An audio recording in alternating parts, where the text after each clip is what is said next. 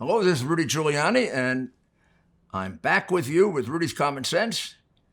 This episode, we're going to deal with the new, if they're new, revelations by Hunter Biden that emerged from his book and his interview. And we're going to talk to someone who's become quite an expert on it. And like so many other subjects, she has written very authoritatively, very in depth about this. So it's a real honor to talk to her and interview her. Miranda Devine, who is a columnist for the New York Post. And are you a contributor on Fox? You're on there so often. It seems like you should have your own show. Yeah, I'm a contributor there. So, Miranda, have you had a chance to read the book? Have you, or just excerpts of it? Yeah, good morning there. Yes, I've read the whole book. I got it a couple of days early, and it's not very hard to get through because there's really not a lot there. I mean, you know that because you were the one who tipped me off to the laptop last year, that I've been right through the laptop. And when you compare the reality of his life through that period to the sort of self-hagiography that he's written in his memoir, Beautiful Things, they're chalk and cheese. The only thing he's open about to any extent is his crack addiction. And, that's problematic in itself. Well, how far back does he say he became an addict? Does it go back to his childhood or his time in the military? When does he locate a time when he started?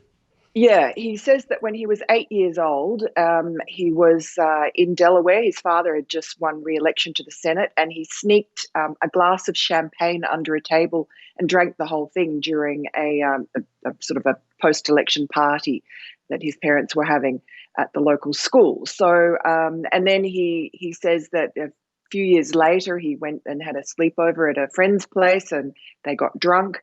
And then he sort of doesn't mention much else about his teenage years, other than sort of casually mentioning that at the age of 18, he was picked up by the police for snorting cocaine with a couple of friends in a parked car outside a party. So he was well into the hard stuff by his teenage years. I assume he never got arrested for that. The police actually came and knocked on the door. I think he said they cuffed him, but no, he had some sort of a legal issue, but it was expunged from his record, I presume, because he was so young. I'm not sure we can read anything untoward in that, but we do know that in Delaware, Joe Biden has a lot of pull with law enforcement and everybody else. The Bidens run Delaware. So the reason I ask is I don't want to delve into his weaknesses or frailties. Everyone has problems and issues, and drug addiction is a major problem. The difference here is we have drug addiction involving a man who earned millions and millions of dollars. It would be yet another reason why they wouldn't be paying him, they'd be paying somebody else. When you look at his history of drug addiction from the hard drive and the other investigating I've done is beyond the norm. I don't know if there's normal drug addiction, but he's a high-level drug user, let's put it that way. I mean, he uses drugs, it seems, almost every year that I investigated him, and going in and out of rehabilitation. So it puts another issue there about why would somebody pay him $3 million or someone pay him $8 million or someone pay him anything. So it's pretty clearly established that he's addicted to drugs. Well, look, the whole memoir is about his drug journey. And what's beautiful about it? Well, I mean, I think the beautiful thing about it from his point of view is, A, he got $2 million reportedly in an advance, and B, he thinks that this is a way of inoculating himself and his family from the very damaging contents of the laptop. He as much as says that. He boasted yesterday in a CBS interview, one of many that he's doing in promoting the book, is that when he, back in 2019, I don't know if you remember, but he gave a very candid interview to The New Yorker He says in the book that he would lie in bed in his motel room talking to the author of that article while smoking crack. And when it came out, there was a real shock, and people said, well, why would he do that to his father, who's only just launched his presidential bid for 2020? And this was only, the New Yorker article was only a few months after he'd abandoned his laptop at the MacBook repair shop in Delaware, which in itself was only 8 days after Joe Biden actually formally announced he was running for president. So the New Yorker article looked like a real slap in the face to his father, very damaging. In fact, according to Hunter yesterday on the CBS interview, he was congratulating himself. He said that he was basically smarter than any of Joe Biden's professional media advisors, because he knew that by giving that interview and being candid about his drug use, that he was going to inoculate his father and the campaign from any sort of dirt that might be brought up about his crack addiction. So in other words, if he could establish he's a crack addict, which he is, the sympathy from the left would be so great that he could pay bribes, take bribes, illegally possess weapons, make false statements on federal forms. He could basically do all these things that the hard drive demonstrates that he did, beyond any doubt. And the liberal left would just swoon and say, poor Hunter, he's just a poor little thing. Now, does anyone ever ask Joe the question, isn't it a fact that Hunter used a lot more drugs than thousands of people that went to jail as a result of his 1994 crime bill, and most of them African American? Well, yeah, exactly. But, Joe Biden has a very pat, and actually it's been very successful response. He gets rave reviews from the establishment media every time he uses it. He used it to great effect in that debate against Donald Trump, when he said, he looked down the barrel of the camera and he said, like a lot of you out there, you Americans, my son has an addiction problem, and I'm so proud of him because he's beaten it.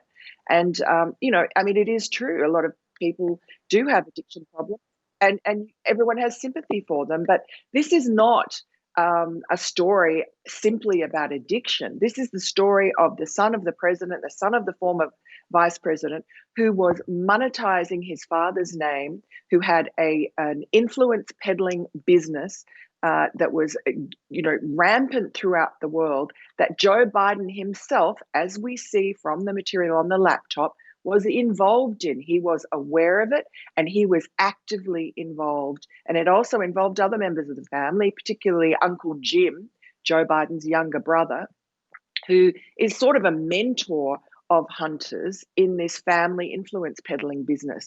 And, it's not just that they're raking in lots of money in this very untoward way. It's also the fact who they're getting it from, chiefly China, which means that, you can only assume that Joe Biden as president is compromised, that the Chinese have something on them because they have paid them so much money, and they didn't do that for free. And it's the same with Ukraine.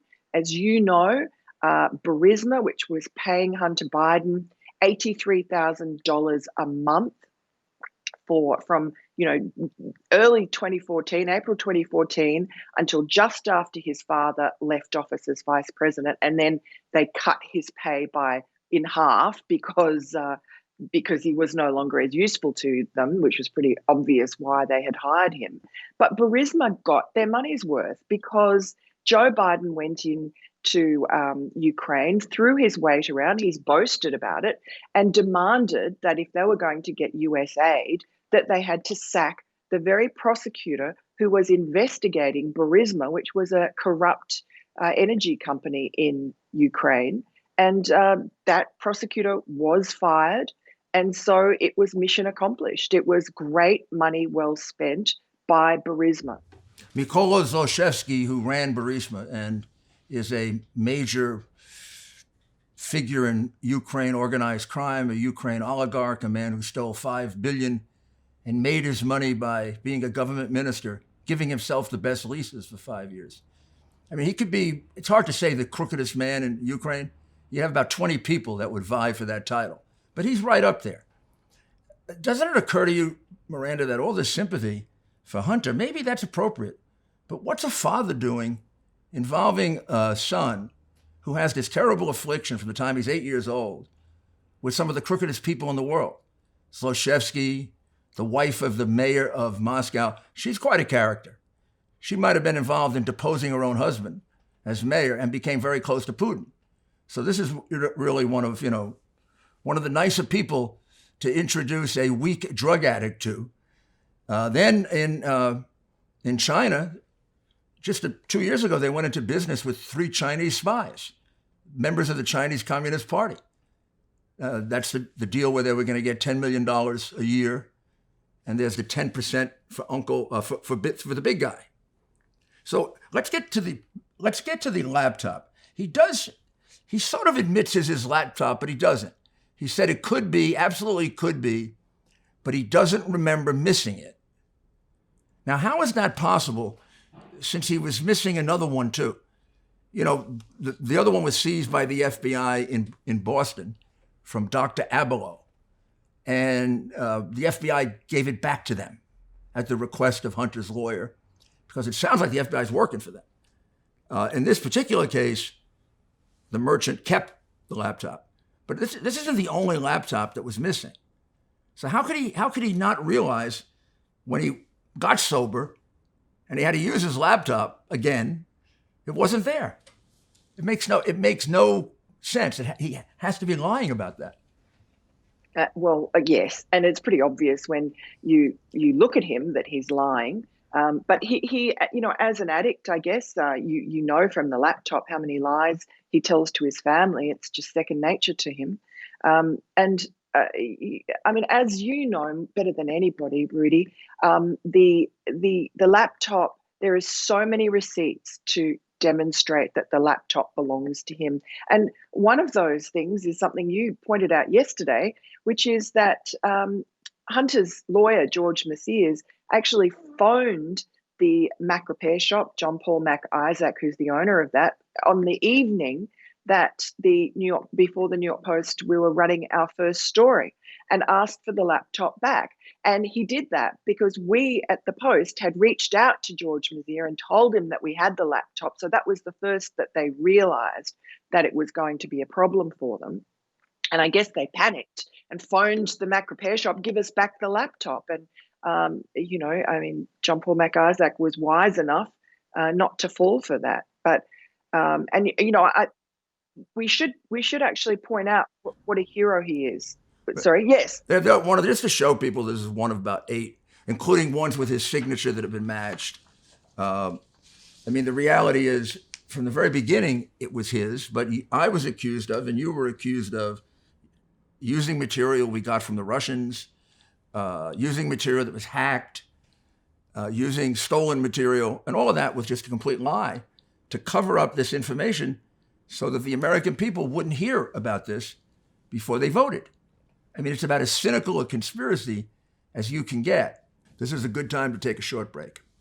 To accomplish things like this, to accomplish what we accomplished in protecting human life with the Supreme Court decision last year and so many of other things that are happening against the weight of this express train toward communism and socialism, Patriot Mobile is there for you. Patriot Mobile is a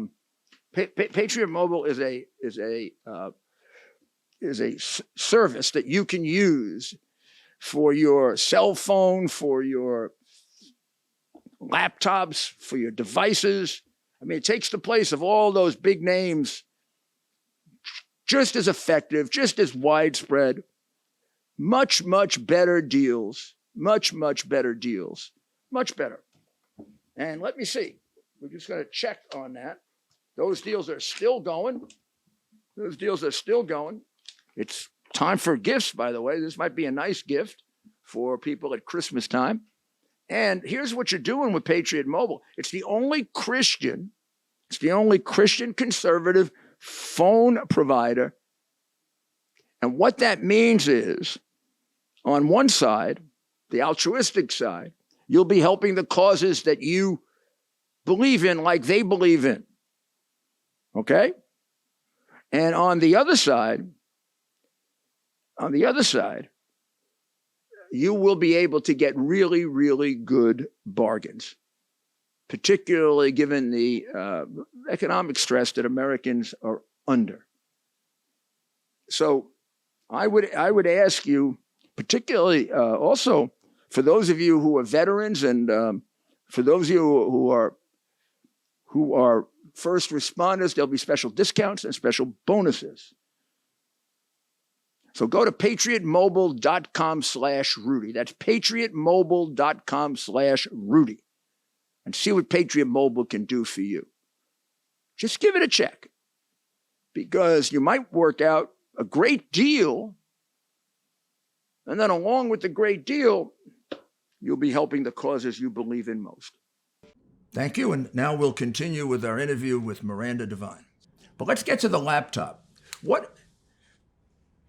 Tell us in the material that's there, isn't there a pretty clear admission that Joe Biden was sharing in all of this? I mean, particularly the document regarding the conspiracy or the business with the Chinese Communist Party members, where at the very bottom of the memo, which I think I see in front of me, it says 10% for the big guy. And now we're talking about a lot of money. This is like $1 million up front, $10 million a year for 3 years in order to make introductions. I imagine that's very well paid work. I didn't realize he got $10 million from making, I am now going to go into the making introductions business. But isn't that about as clear as you can get that Joe was involved in it? Yes, and look, the big guy we know from Tony Bobolinsky, who was Hunter's business partner. He came out last year, handed over the contents of 3 of his phones with a lot of very damning material. A lot of it matched up with what's on the laptop. He gave that to the FBI, and he confirmed that the big guy is Joe Biden. And that's further confirmed by many other documents on the laptop, emails, text messages, which refer explicitly to Joe Biden as the big guy. That seemed to be a just common way of talking about Joe Biden in communication with Hunter, the big guy. At one stage, one of the Burisma people, a foreigner, Vadim, described, I think it was someone else, a guy called Vuk, described him as the big man. So big guy, big man, it's Joe Biden. And then there's another email or a text message that Hunter sends to one of his daughters at one point, and he's quite peeved about the demands for money from his kids, I guess. And he says, well, at least you're lucky. You don't have to give half your salary to Pop. And Pop is the name that Joe Biden's grandchildren used to call him. So Pop was getting 50% of Hunter's salary, according to Hunter. And Hunter had been, according to Hunter, supporting the entire family for 30 years. So he is just explaining that he is the bag man for the Biden family. He's the front man. He goes out, he monetizes the family name, doesn't do much, just waves the flag, sits on a board, is there. And we also know from the laptop how involved he was with his father. I mean, he would, people would come to him as if he were the sort of courtier in the court, and they would, there's a judge on there who goes to Hunter and says, look, would you mind putting my name forward, basically to your father, because I'd like to be elevated to the district court, and here's my CV. People were always coming to Hunter and asking him to do favors for him, or get his father to do favors for him, basically. And sometimes I think that got quite wearing for him. I mean, he often didn't answer his emails. He didn't answer his text messages. He'd just go AWOL, presumably on a drug bender. It was interesting with Burisma. I mean, he had very few duties, judging from the laptop. He talks in the book about how arduous these duties were, and that the $83,000 a month really wasn't out of kilter with normal Fortune 500 payments to board members. In fact, it's 12 times the amount that board members in the US in a comparable size company would make. I mean, they make about $83,000 a year, not per month. And That's about $1 Hunter million. That's was, about $1 million a year, and also Miranda, his partner for a period of time until he got arrested and convicted, Devin Archer, also was getting the same amount of money, and it was coming into the same firm. So if you want to look at it as the firm's income, they're making more like 170,000, 180,000 a month, and that gets closer to $2 million now for the Biden business. yeah. Well, and later on, Hunter actually got the money siphoned not into the business account, but into his own account. So, And there's also, and I've used this in podcasts in the past. There's also a transaction in February of 2016 where they get an additional $3 million laundered to them. And if you match up those records with the records of Devin Archer's trial, you see the $3 million coming into the firm, but it doesn't come directly in. It goes from Ukraine to Latvia to Cyprus, and then Cyprus. And it's all, this one transaction lays it all out. So the question I have for you is, if this is kind of a silly question, but it leads to something. If you were an FBI agent, wouldn't you jump out of your seat when you saw that and say, oh, well, we've got a subpoena. We got a subpoena now, his records, both records. Joe has 5 houses, I think. He has 5 homes. That's a lot of homes for a senator and a school teacher. According to him, very likely he paid for some of those. I have seen records that he paid for the tuition of one of the daughter, Joe and Jill's daughter. So records would tell you how much he paid for. Yet the FBI not only never investigated, they never even took a step to look at this. What's wrong? What? These are obvious either crimes or highly incriminating facts. I did this work for 18 years. I couldn't possibly have passed this up. It would have been a dereliction of duty. What's going on? well, it's extraordinary. And, in our discussions previously, you've pointed out just as extraordinarily when Devin Archer, Hunter's business partner, was arrested and then convicted over this fraud to do with ripping off Indian pension funds from Indian reservations, Native American tribes. You would think that prosecutors would try and milk him, try and come to some sort of an accommodation with him, get information with him about Hunter. Somehow, Hunter, who was involved in that business, that Burnham business, and actually received around $500,000 from it, at least that we can find on the laptop, and was an executive director of it, intimately involved in meetings and planning for it, escaped scot-free. There was nothing at all that was pinned on him. He was not regarded as being part of this business. And 3 of his partners ended up getting convicted. 2 are in jail. And Devin Archer is awaiting sentencing. He managed somehow, even though his case didn't look any different from the other 2, he somehow managed to get a judge to order a retrial. So he seems to be skating along, getting the kid glove treatment. Not quite as kid glove as Hunter Biden, but still pretty good. And as you have asked, why was he not leaned on to provide information about Hunter? Yeah, I mean, there are 1,000 questions that emerge from this hard drive, and some pretty clear, straight out crimes. The one that's hardly the most serious, but one that is so easy for people to understand is the situation with the .38 revolver. I mean, Hunter buys himself a handgun, and he puts down on the form. The form is a federal form. Everyone has to fill it out. The left wing makes, this is currently their biggest issue. Gun control and guns not being in the hands of people who are mentally disturbed, criminals or addicts. Well, you got one. You got one to prosecute. Joe, son, goes in and fills out that he's not involved with drugs. No. And Isn't there a picture of him just a few days earlier with that crack pipe? Yes, 8 days before he signed that firearms registration form, swearing that he was not an addict and that he had never taken illicit drugs, he was photographed asleep with a meth pipe, a crack pipe, in his mouth. He was fresh off. That was the middle of a bender. That was the year he even admits in his book, and we know on his laptop, he was completely out of control. He was by his own admission, he was smoking crack every 15 minutes because it's only a very short high. And that was the time when he decided he was going to buy a gun. He bought it, I think, on October 12 of 2018.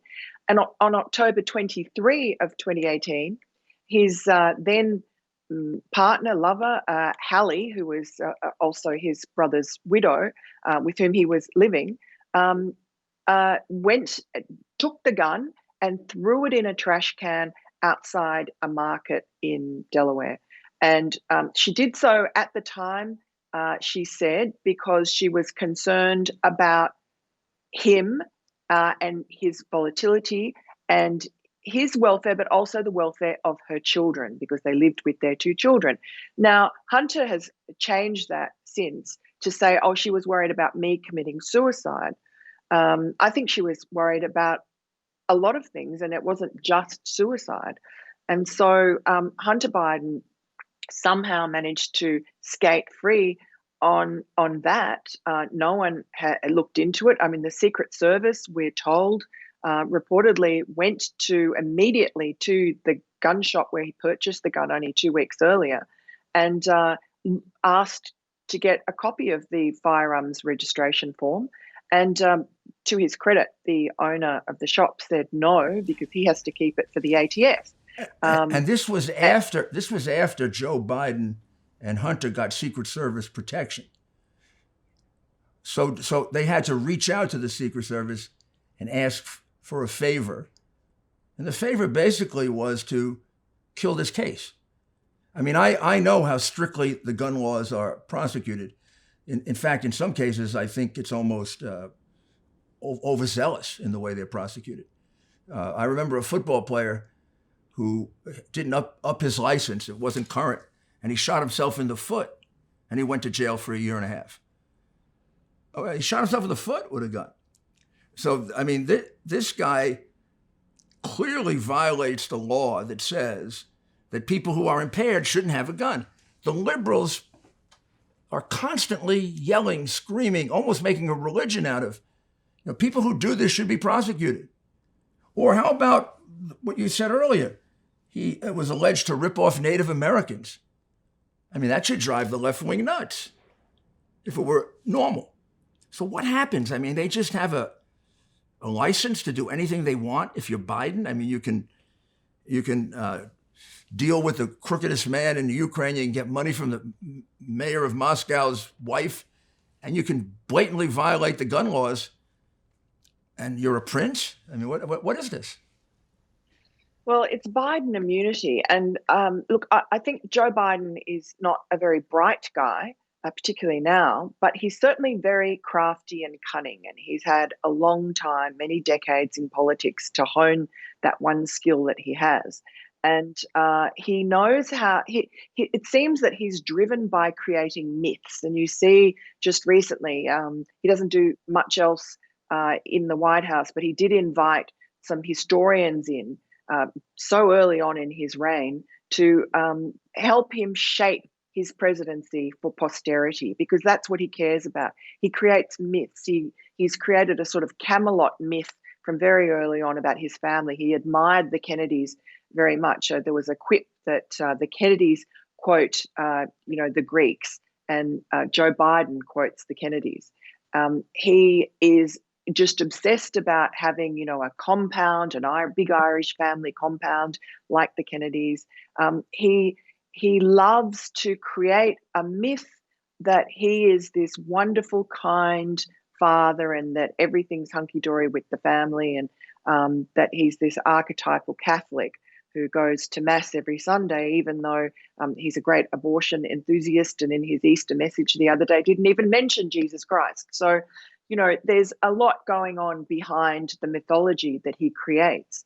But I think part of that mythology, the central part of the mythology and what's propelled him forward, was that great tragedy, which, I mean, no one denies that was an awful tragedy, just heartbreaking, where he lost his wife and his baby daughter in a car crash when he just won the election to the Senate. He was barely 30. And that was, of course, the car crash that Hunter and his older brother, Beau, were quite badly injured in. And famously, Joe Biden took the cameras into their hospital room, which I find staggering, when they were still recovering and in plaster and still unwell in hospital, took the cameras in and was sworn in by their hospital bed. And that photograph is iconic, and he has used it in every campaign since, and it tugs at your heartstrings. I remember watching some campaign videos that he made dwelling on that incident and that photograph and those poor little motherless boys, and your heart went out to him. And I think that has been a good part of his, I guess, electoral popularity.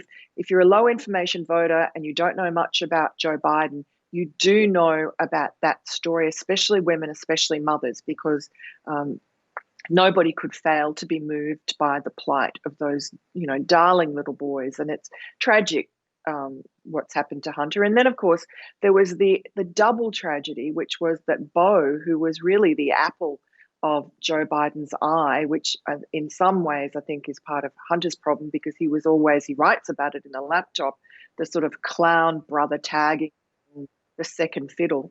Beau Biden was this, magnificent. He was the good boy compared to Hunter's bad boy, and he went to Iraq in uniform. He was a lawyer. He was Attorney General of Delaware. He was the one that Joe Biden had plans for to become president, and he said that Hunter could be his speechwriter.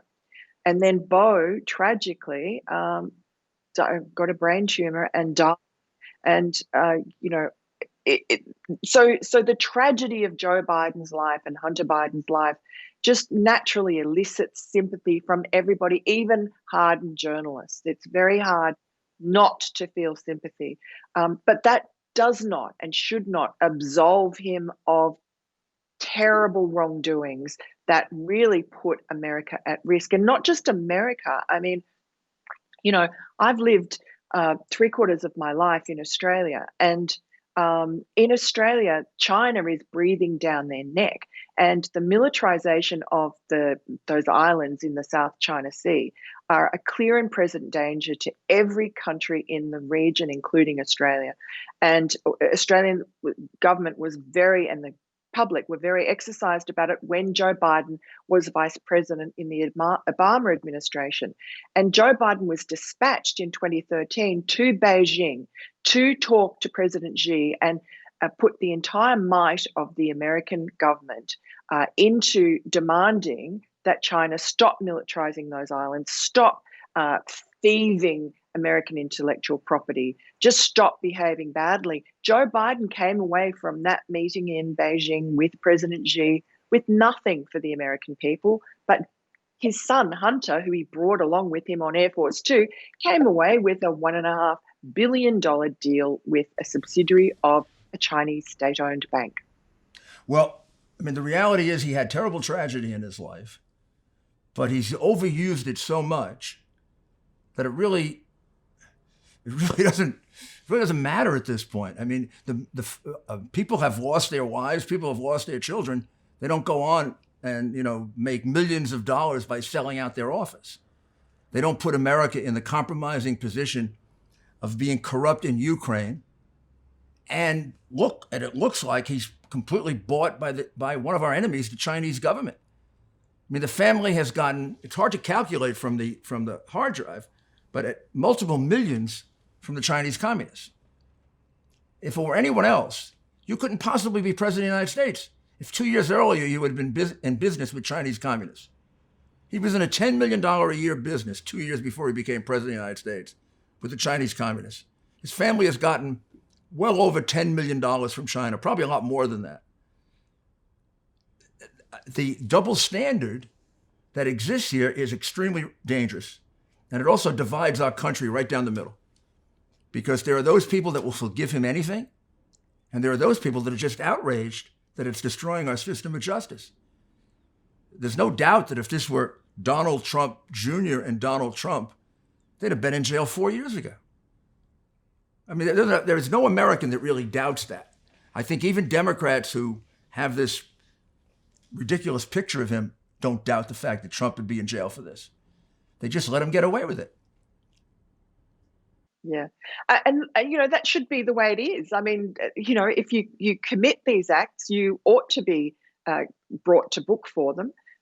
It's really dangerous to our democracy that you have Joe Biden just not receiving any criticism for anything. I mean, look at the disaster down at the southern border. Absolute human catastrophe, just a tragedy what's going on there for the people involved who are being preyed upon by people smugglers, for the children who are being abused, who are being, sent unaccompanied by their parents into this country because Joe Biden has said that they will be welcomed with open arms. And he gets away with it. There is no consequences for him for anything he does. Even though that creates human suffering and death. It also opens the border to what is now the most profitable enterprise of the Mexican cartels, which is sex trafficking with young girls. They're making more money on that than they're making on fentanyl and drugs.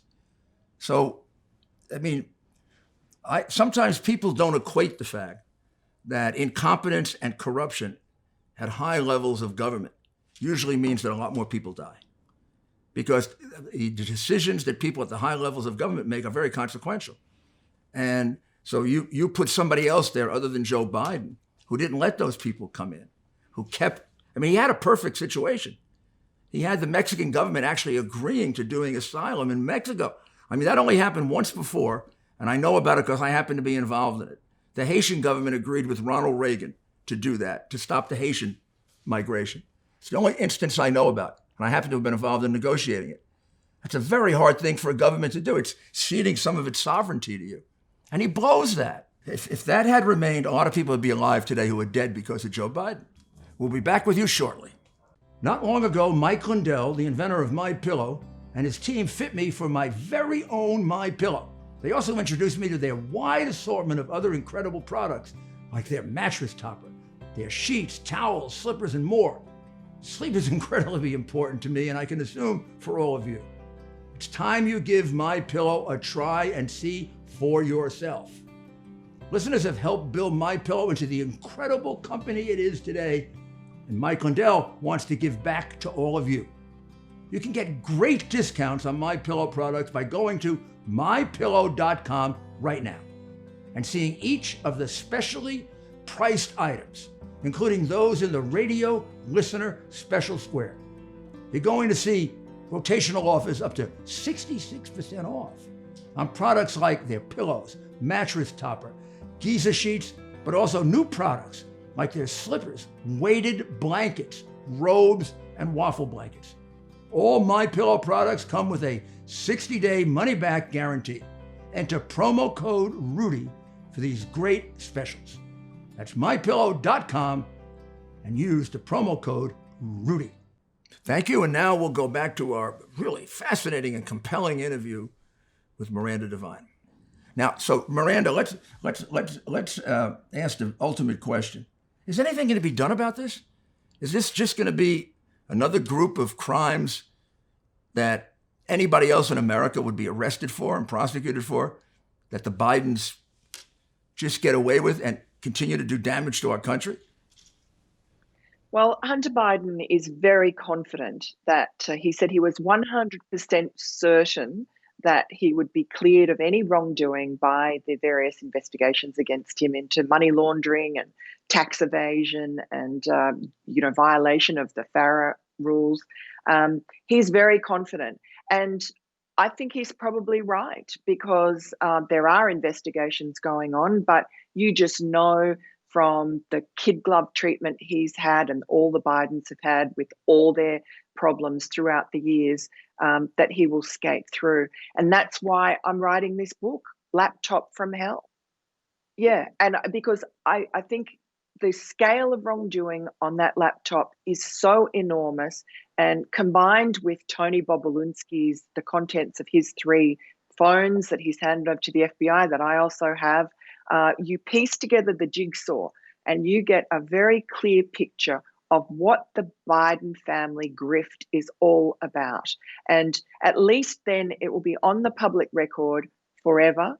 And even if the Bidens get away with it this time, I don't think history will look kindly on them. And of course, that is Joe Biden's greatest fear. What he wants is to go down in history as an FDR-like figure, so that all his descendants can bask in the glory of being a Biden and the Biden name.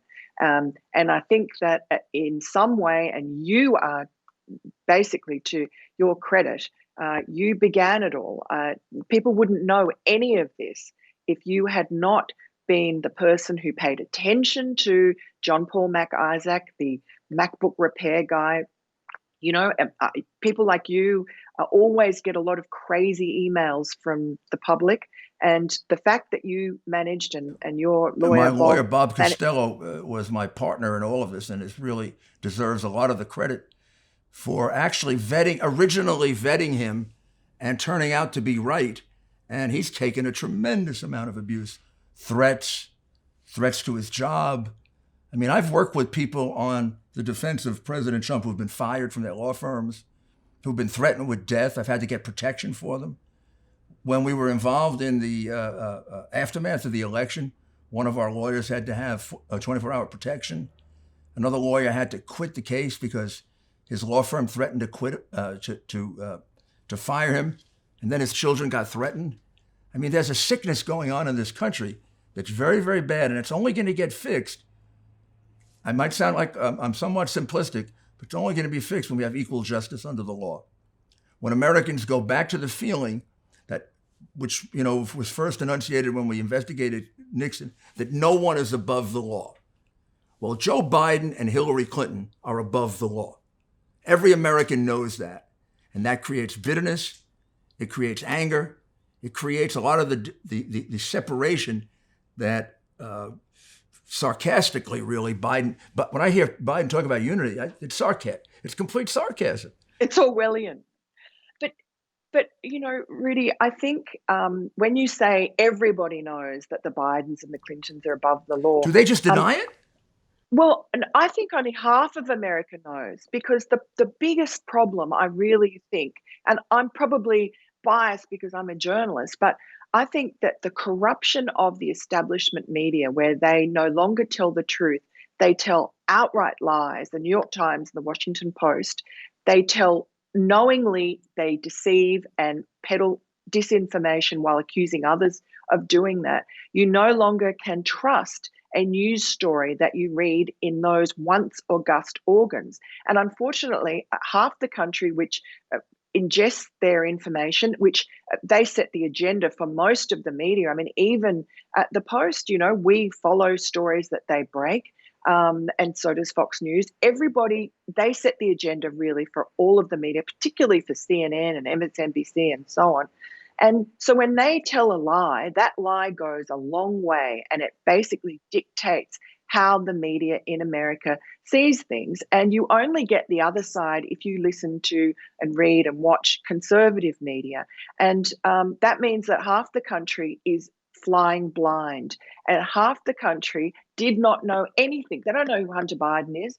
They never knew anything about the laptop because, of course, as soon as the New York Post, we came out with our story in middle of October, it was shut down. Facebook and Twitter just censored it. The rest of the media pretended it was Russian disinformation, and they had the fig leaf of that completely fraudulent letter that was led by the egregious John Brennan, the ex-CIA head, pretending, when they hadn't even seen the laptop, that it was, in their expert opinion, Russian disinformation. So that just allowed the rest of the media to run with it and dismiss the story and the laptop as Russian disinformation. And then they went out of their way to discredit you, to malign your character, as you say, to damage Bob Costello, your lawyer, and the poor old MacBook guy, John Paul Mac Isaac. He's had to shut his store and move interstate. So, you can see how close this has come to rocking the Bidens, because Joe Biden himself, after our story came out, the laptop's existence became known. Remember, in the middle of a campaign, it was 6 weeks before the election, he went to ground for a week.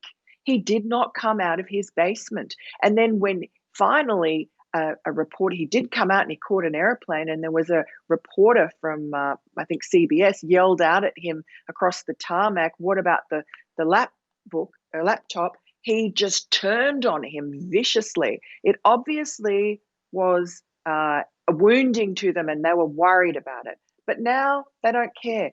Even if any of these investigations does charge Hunter Biden with a crime, his dad will just pardon him. And then what will the media do? They'll say, oh, well, look, what an admirable father he is. He just loves his son so Right. much. Unlike what they would have done to Trump had he pardoned me or his sons or himself. The reality is, again, what I say is that hypocrisy is ripping this country apart. A democracy can't have such clear distinctions between the way people are treated and have a whole category of people who are immune to the laws and the abuse that other people take. And it just creates tremendous anger, tremendous disillusionment. So really, you've got 2 other books to write. In addition to this, the corruption of the media, and then the corruption of law enforcement. And I believe the corruption of law enforcement comes about not just because of the Brennans, who are straight out corrupt, but it also comes about because law enforcement's afraid of the media. They don't want the media to write bad things about them. They all want to get jobs after law enforcement, and they don't want the Washington Post to say how terrible they are as lawyers, because they have to support their families. So I think the media corruption is also at the core of this, and it's really, really much worse than I thought. But God bless you, Miranda, that we have you and the New York Post, Alexander Hamilton's newspaper. Do you know a part owner of the New York Post was Alexander Hamilton's close friend, Archibald Gracie? Archibald Gracie was the owner of Gracie Mansion, and he and Hamilton were business partners on deals, one of them being the Post. And his home, Gracie Mansion, was the summer retreat that they went to, like people go to the Hamptons now, because it was that far away from downtown New York. And they used to play on the beach at Gracie Mansion. So Gracie Mansion probably has something to do with this. I don't know exactly what it is, but. Oh, well, it was meant to be. The ghost of Alexander Hamilton obviously guided you towards me and laptop. And Aaron Burr could not get rid of his ghost. It remains. But it is a great newspaper. It always has been. And really, it should get some kind of should get some kind of prize for being almost the only newspaper left last year. In the fall of last year, aside from maybe some very good local newspapers, there wasn't a newspaper in this country that would cover this story. It was like you were in East Berlin or China or Soviet Union. And the Post took a lot of heat for it and probably lost a lot of money. Well, God bless you. Thank you. Thank you so much, Rudy. Thank you very much, Miranda. You do great work. It was a pleasure and an honor to interview you. Thank you. You too.